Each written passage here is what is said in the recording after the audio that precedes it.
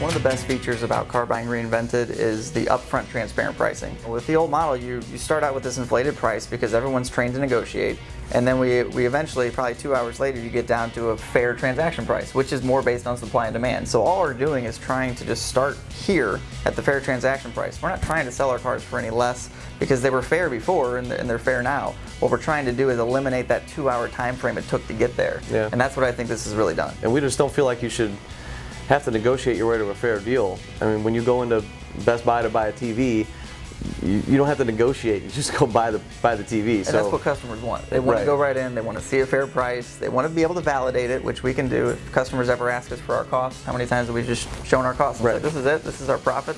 We feel it's fair. How about you? And then we go about our day.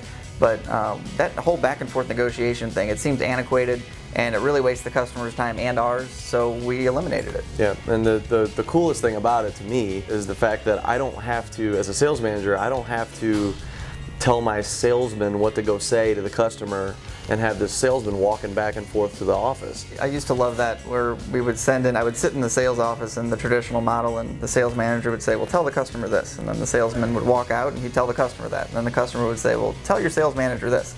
And then he'd say, okay, and then he'd walk back and he'd tell the sales manager. And it's this poor guy going back and forth relaying messages between two people who really should be talking together. It's a huge waste of time. It was. And so doing this model, it just seemed like such a no-brainer. It was so much better for the customer, so much better for us. I mean, there's a message here too. I mean, I don't know if you guys can see behind me, but we have these 4 glass offices back here. Everything here is transparent.